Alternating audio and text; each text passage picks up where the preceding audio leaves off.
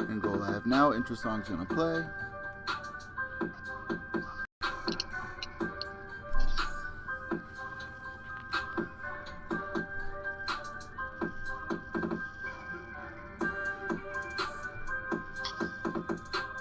What's going on, guys? Welcome back to Pure EVil MMA. I have a very special guest with us, joining us once again here on Pure EVil MMA.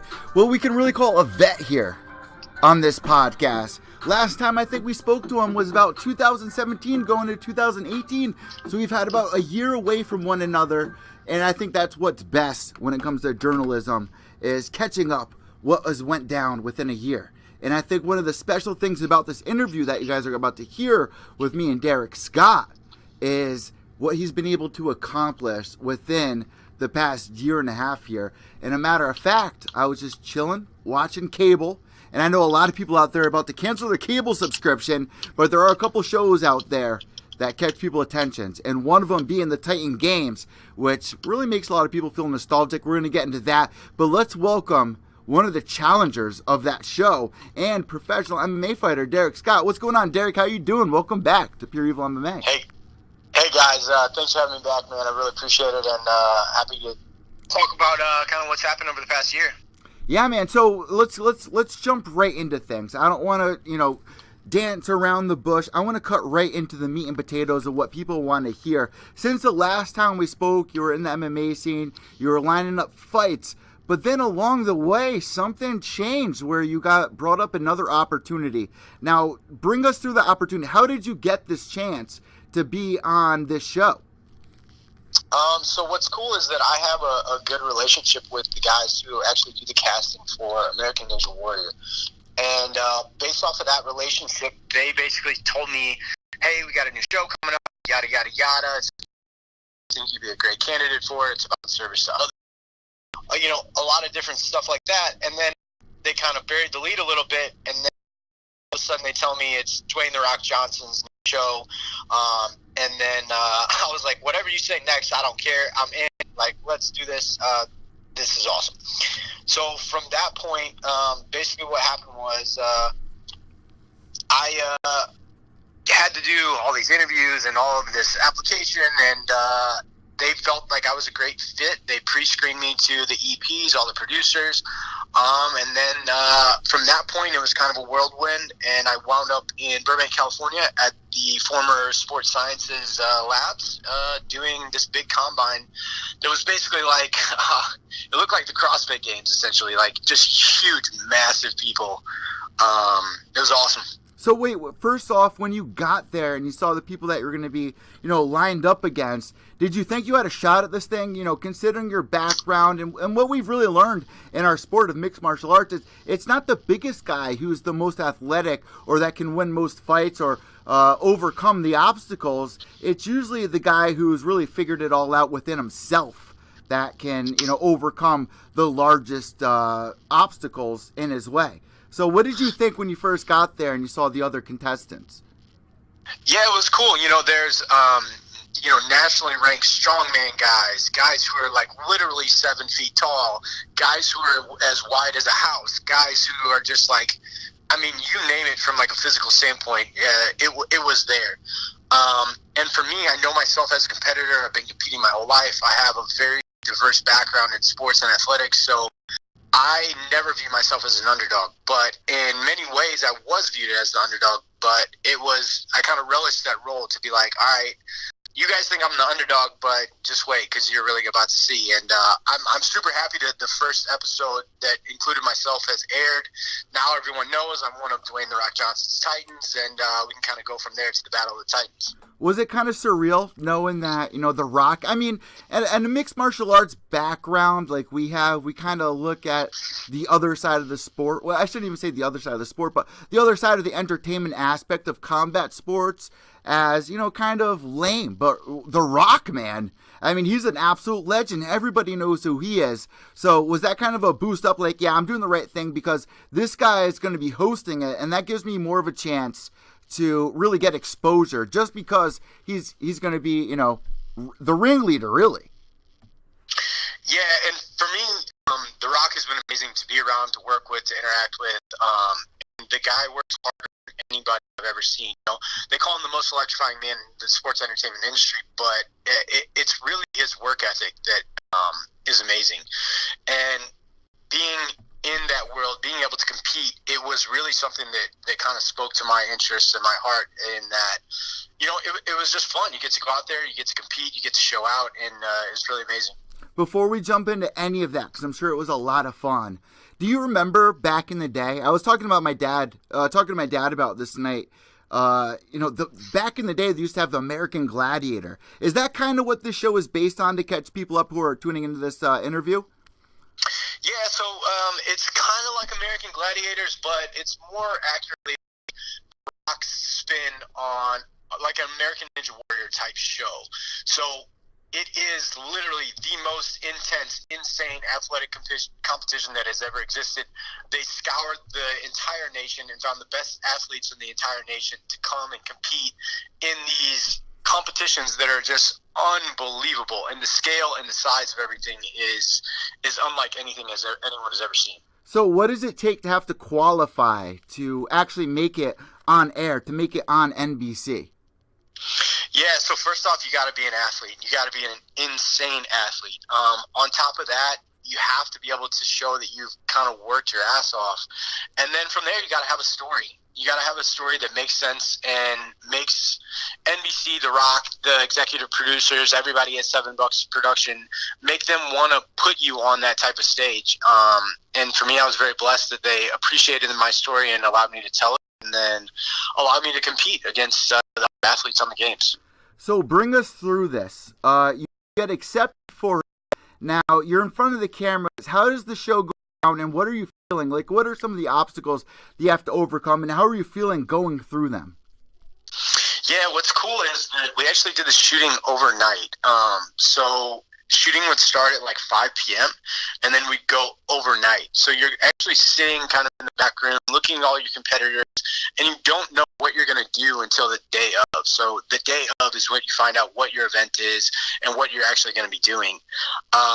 And then it's cool. You have this big production. They put you in wardrobe. You're in this superhero outfit. You're kind of getting ready. You're getting your game face on. And then that all leads up to eventually you finally get your turn to go. They walk you out. You do your interviews. The Rock comes out, says what's up, introduces you and says, Derik, are you ready? And then he introduces your competitor, and then he says, this is, and the first one that I did was Cyclone. And they had me up against this big, huge 6'6" black dude that was like super famous for being on Ellen. They called him the Push-Up Prince. His name's Kwame Sarfo, and just like really amazing competitor. But when they say go, it counts down, and then these flames shoot 100 feet in the air, and it's just, your adrenaline picks in, and you do what you trained your whole life to do, which is compete. So if you guys are tuning into the podcast right now, what you're not able to see right now on the video cast is exactly what Derik is telling us here. He is being introduced. It's him and his opponent. The fireballs are being spit out, and you guys can check this on Derik Scott's Instagram page, and I'll put that link down below. Now, before we jump into anything further here about the obstacles and what you had to overcome, what did you do to get ready for this? Was it anything like getting ready for a mixed martial arts fight? Did you go through a weight cut? What did you do to get ready for this? Yeah, so what's cool for me is that my training is the exact same year-round, day in and day out. I have 4 strength training sessions. I have anywhere from 4 to 6 MMA sessions, and then I do some conditioning and some energy systems training on top of that. So luckily for me, I actually didn't have to change my training at all. I didn't have to weight cut for this, thankfully. The big thing that I actually did was I spent a lot of time working on like mental skills and developing a champion's mind and a gold medal mindset.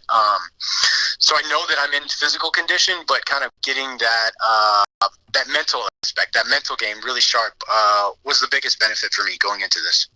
So I got to ask you, when you're right there, The Rock is announcing you. You look over at your opponent. Did you know you were going up against this guy to start with? I knew that day. So that day, I kind of got an idea of who I was competing against, and they allowed us to kind of see a little bit of the obstacle. But outside of that, it was just basically you know, they tell you very shortly beforehand who your opponent is. They tell you very shortly beforehand what the obstacle is, and then you basically have to just be an athlete, be ready to compete, and be ready every second. So bring us through this, some of the obstacles. What were they? And you have ever done anything like it before? Like, bring us through as soon as he says go. What did you have to do for people that haven't watched and want to go back and watch? And really quick, can people go back and watch it? Is it on demand for NBC, or will it be replayed on air before we talk about anything further? Yeah, so what's cool is they aired my episode Thursday night, and then they actually re-aired it on Saturday and Sunday, or Sunday for sure. And then it's also available on the NBC streaming app. And then if you actually go to the Titan Games YouTube page, they've shared a bunch of stuff there too. So lots of different options to watch it, and I'm trying to share it all over my social media. All my social media is Derik Scott. So you can see all the stuff there. I'm linking to it. But the first competition I did was called Cyclone. And Cyclone is a wrecking ball that's basically hung from this huge thing over the top of the arena. And you basically swing this wrecking ball 3 stories high, and you have to knock over these big, huge pillars. And what's cool is when the pillar falls, and we could hear they were like setting it up. When the pillar falls, it makes this huge noise, and I mean it is. You can hear it from like a mile away. It just slams down. So that gives that added level of adrenaline, that big, huge slam every time one of those pillars falls. Now, do you have a coach or anything guiding you through this to get ready for it? Or is it just literally you on your own going through this obstacle course? Because on American Ninja Warrior, usually the family or something's on the sideline cheering you on or something like that. Did you get coaches or did you get anything, to get ready for this? Or was it just like, good luck?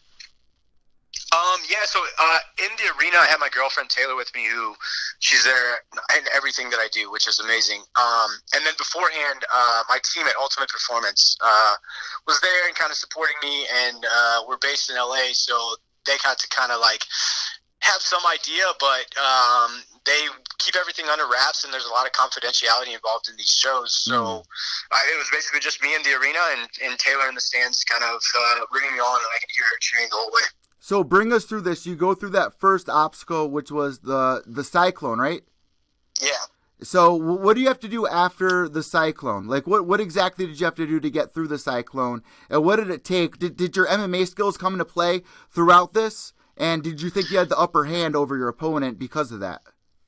Yeah, so what's cool is the biggest thing that MMA helped me out with was the mental skills, right? The mental preparation. It's the exact same for a fight as it was for every competition in the Titan Games. The difference is that it's Hollywood, it's Dwayne "The Rock" Johnson, it's NBC, it's $7 production, it's to the nth degree. So you got an added layer on top of that. And then the cool thing is my whole life has kind of been based on gymnastics and competing with my brothers. So we have actually, me and my brothers, we would climb a rope and then spin each other off of it. So I've actually practiced essentially the cyclone before instead of a wrecking ball. Oh my God. It sounds so crazy. Were you a little nervous about the wrecking ball thing, hearing it back and seeing it face to face, where you're kind of, not knowing what to expect, not knowing, what you were in for here, and did it meet up to what you were expecting when you got casted for this? Yeah, so for me, what's cool about all the mental skills training and stuff that I do is that nervousness, anxiety, and excitement all kind of follow the same path. So for me, I was excited to perform. I trained so hard that when it's go time, you just want to relish that opportunity to truly, show out. So the nerves were good, and from the casting process and knowing what the show was going to be, I was just excited the whole time to kind of show how good of an athlete I am and show, that I deserve the opportunity to become a Titan. And, I got to do those first competitions, and I got to do that. I got to do that on national television. So right now on the video cast, we're actually looking at the cyclone.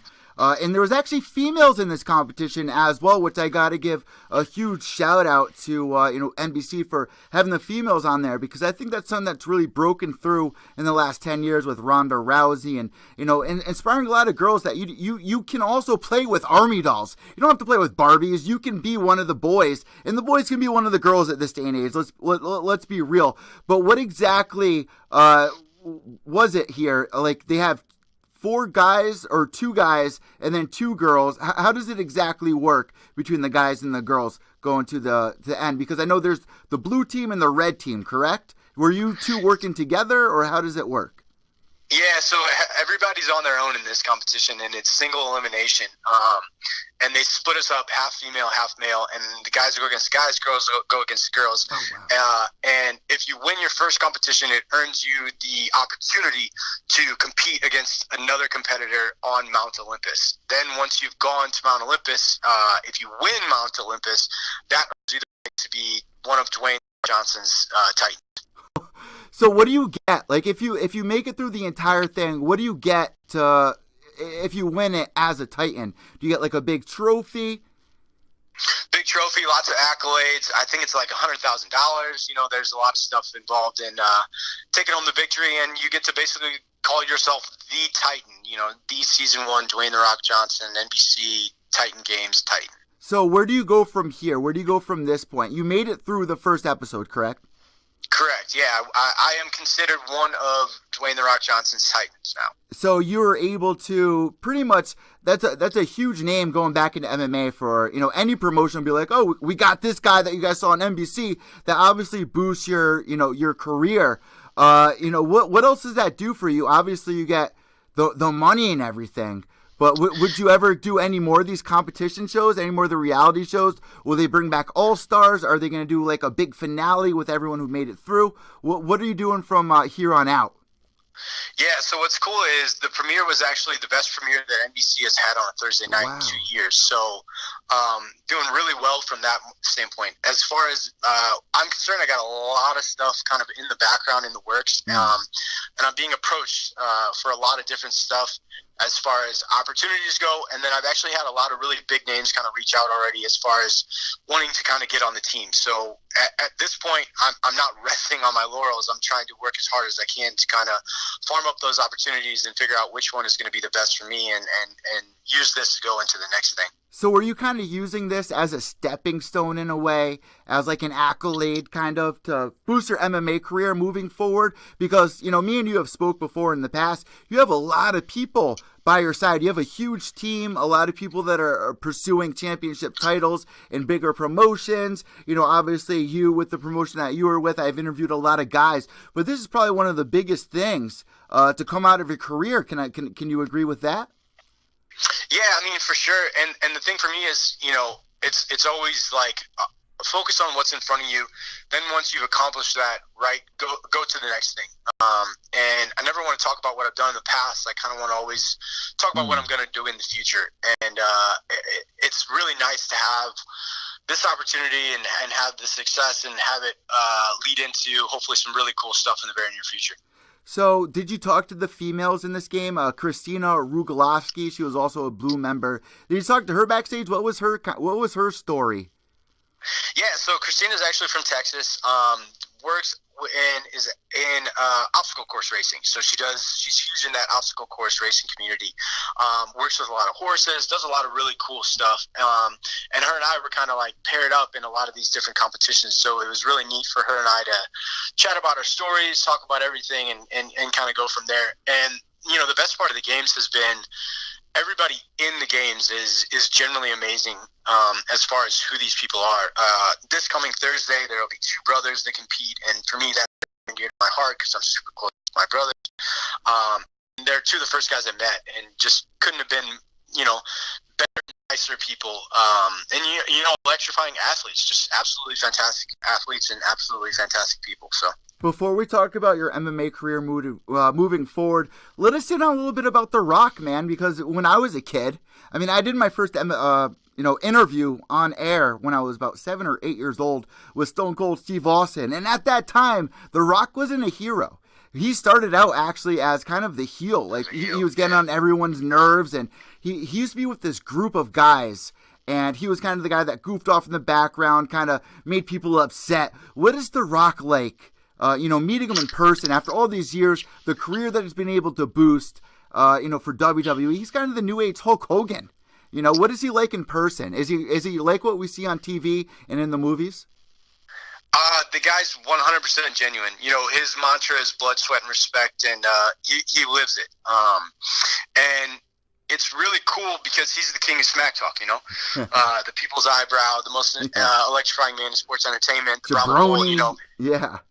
And my first interaction with him, he actually talked a little smack, and I gave it back and forth with him. So for me, that was awesome to have, you know, the best smack talker in the world give you a little bit of smack talk. So it was very enjoyable and very awesome to see, you know, be around him, work with him, and have that blood, sweat, respect mantra kind of fill into everything that was going on. So as we reach the 20-minute mark of this interview, I gotta ask 2 or 3 more questions here.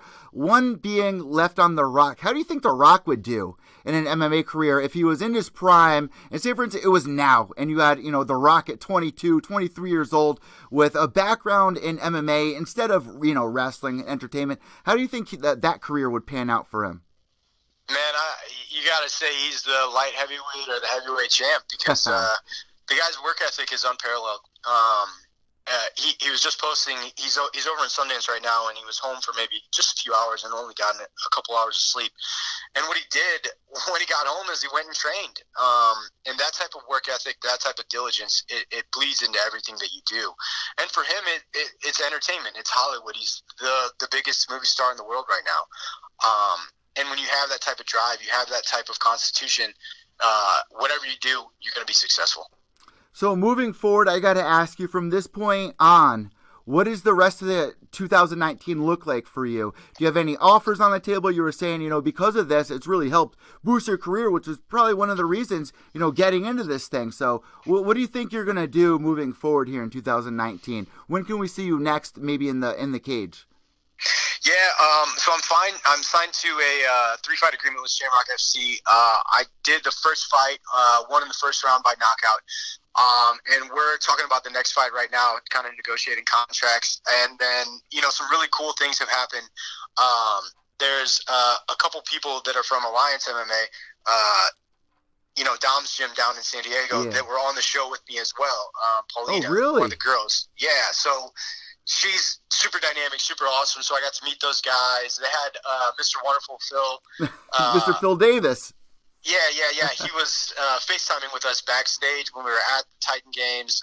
Dominic Cruz supposedly came to one of the episodes, which was really cool. And then the other day, after my episode aired, Christina Cyborg was actually liking and kind of retweeting and stuff. So I hollered at her. I was like, hey, you know, we got to train and, you know, let's do this Titan Games thing together. I got to ask you, obviously you're still early in your MMA career, but are you still aiming for the UFC or Bellator? Because at this day and age, Bellator is really making one hell of a name for themselves. If you're able to get on a Bellator main card, it could do wonders for your career. Do you feel that as a fighter? Are fighters feeling that same way? Like, you know, the UFC used to be the ultimate, right? Now Bellator is really, you know, trying to be neck and neck with them. They just had this Grand Prix. Ryan Bader beat Fedor. I mean, would you be just as happy with a contract from Bellator moving forward as you would with UFC? Or is it still the UFC that's the number one goal here in MMA? Yeah, for me, it's just kind of whatever opportunities come along. And what's cool is that Shamrock FC, the organization that I'm signed to, actually has, if you win their belt, you're guaranteed a 3-fight contract with Bellator. So they have a tie-in with Bellator. And I've had a lot of teammates fight for the UFC, fight for Bellator, get those call-ups. And the thing is, you got to be ready every second. You got to just be ready for the opportunity, and as soon as it hits you, you say yes and you go. And at this point, you know, I wouldn't say one over the other. It's just a matter of what's the best opportunity for me going forward, and we'll kind of see where it goes. Last question here, and I'll let you go after this. What was it like sitting home on your couch, watching yourself on the big screen for a huge show on NBC? Was it surreal? What was that like? Yeah, so two things. It was extremely surreal because, you know, everybody I've ever known is kind of messaging me and showing me so much love, and I just can't get over how appreciative I am for that. And we had a big watch party out here in LA, and it was amazing to just be with my friends and family and my girlfriend. And then my high school had a huge watch party where my parents, my grandparents, my aunties, my uncles, they all went and watched it together. And there was hundreds of people at, like, my hometown neighborhood bar, Helen Fitzgerald. So that was super cool. My Baylor Law School did a big shout out. Baylor gave me a big shout out. My undergraduate university, Lindenwood, gave me a huge shout out. Had a big watch party. And then after the episode aired, we were walking back to the car to drive home, and the bar that we were walking by actually had me on the TV as we were walking by. And this was like later on in the evening, so I don't know if they were like playing a rerun or what it was, but that was, I mean, surreal to see myself, like, I'm walking by the bar and then there I am on TV, and people are like cheering in the bar, so that was super cool. Derik, it's amazing hearing from you a year and a half later to see what has really blossomed in your career. I'm looking forward to what's next with you. And obviously, I got to end on this note. If you have any shout-outs, any sponsors, and really quick, when can people tune in to the Titan Games again? When are they going to be airing on TV moving forward with the first season? Yeah, so Thursdays, 8-7 Central, and then I think they run it again on Sundays, if I'm not mistaken. You can also catch it on the NBC app. You can follow the NBC Titan Games on all social media platforms, and then they also have a YouTube channel.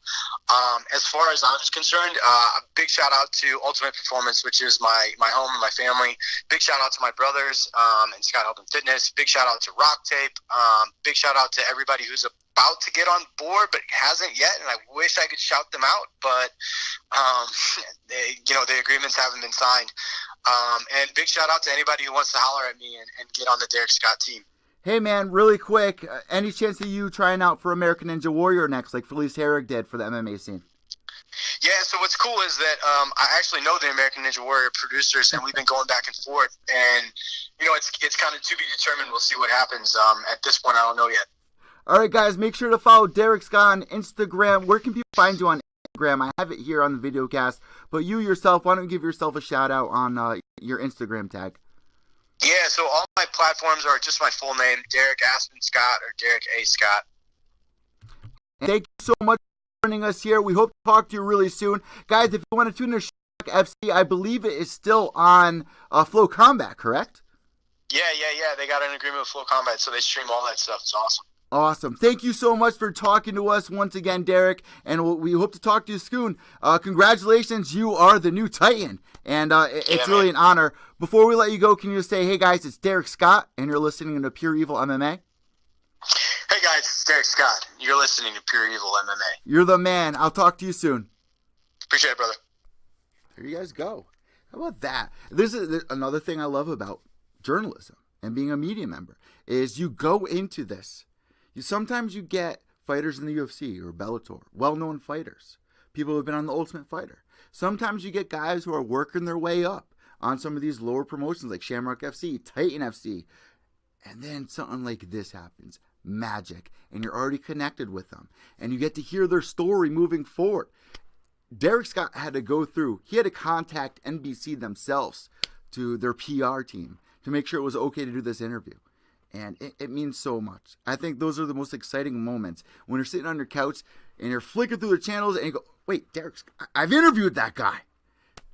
Those are the best parts about being an MMA journalist. Even if you're sitting there watching UFC or Bellator, you're like, I interviewed that guy. Dude, I interviewed that guy. Hey, did you know I interviewed that guy? And then he goes on to win it. Absolutely amazing, guys. Make sure to give him a follow. Make sure to subscribe down below and catch PureEvilMMA.com, which launched yesterday. Right now is the 29th of January, going into 30th. You'll probably hear this on January 30th, even though it's live right now on Periscope. Subscribe on YouTube, youtube.com/PureEvilMMA. You can follow me on Twitter at evil_echo. That's EVIL_ECCO. Also on Instagram at PureEvilMMA_. We're on iTunes, Podbean, Stitcher, Spotify, Player FM. All those. We're everywhere. Guys, I'm Evil Eddie from Pure Evil MMA, PureEvilMMA.com. When ugly to the end, remember, without evil, there's no purity. Behave yourselves.